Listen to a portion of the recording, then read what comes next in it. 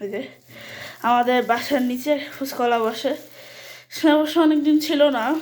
সে বলছিল যে সে বলছে আজকে সে কয়েকদিন গ্রামে গেছিলো, সেজন্য ছিল না।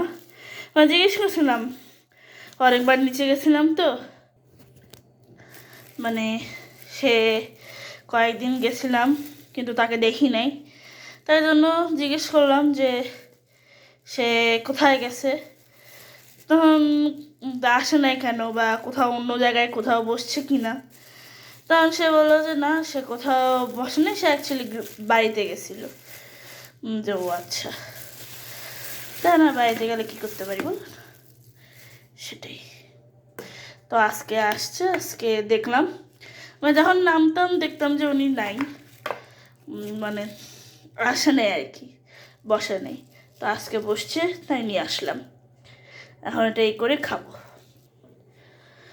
যেহেতু আমি ওনার কাছ থেকে প্রায় খাই, তো উনি জানে যে আমি কীরকম টাইপের খাইতে পছন্দ করি।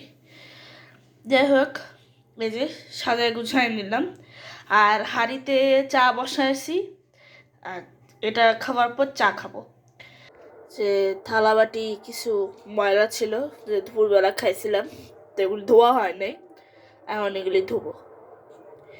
এরপরে মানে রাতের খাবার তৈরি করতে শুরু করবো।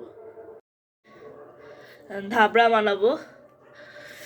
ধাবড়া বেসিক্যালি এখন অনেকে বলতে পারেন ধাবড়া আবার কি, কারণ ঠিক আছে, অনেকে প্রশ্ন করতে পারে। ধাবড়া অ্যাকচুয়ালি চাপটির মতো, আমরাও ওটাকে চাপটি বলি। তবে চাপটি আর ধাবড়ার মধ্যে পার্থক্য কি, চাপটির মধ্যে আপনার পেঁয়াজ মরিচ একটু মশলা টশলা দিয়ে সুস্বাদু করার চেষ্টা করে।